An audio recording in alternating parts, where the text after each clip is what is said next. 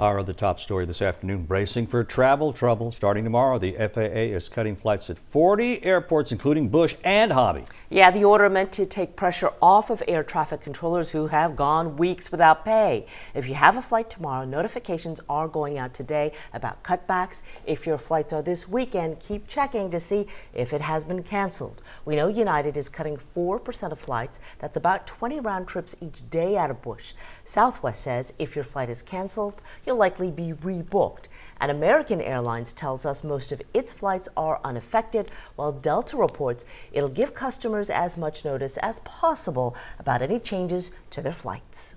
Well, this whole situation obviously frustrating for passengers. But you do have rights and can get refunds if your flight gets canceled. Travel expert Julian Keel with Points Path joining us now live to walk through our options.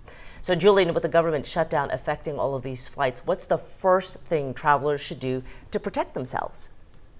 Honestly, this is a fairly unprecedented situation, and I rarely say this, but if you don't have to travel in the next week, I'd consider moving my trip. As you said, airlines are offering refunds and free changes. So if you can take advantage of that, I'd look into it, see if you could maybe fly a week or two from now instead, when the situation should be a little more normal. And when are passengers entitled to a refund instead of a voucher, and what counts as a significant delay?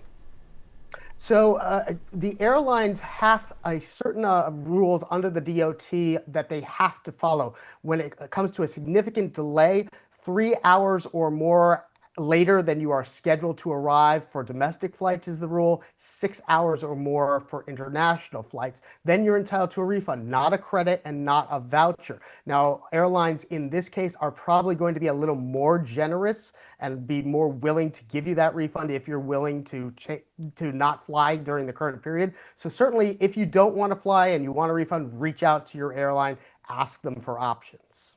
What are the biggest misconceptions about passengers' rights?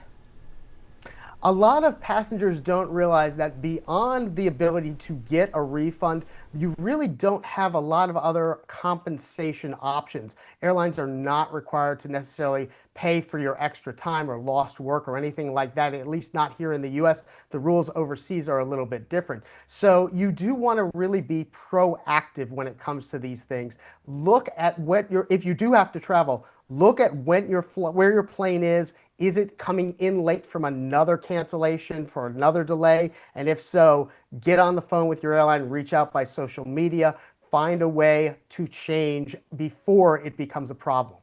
So many questions. All right, thank you, travel expert Julian Keel, for all that advice.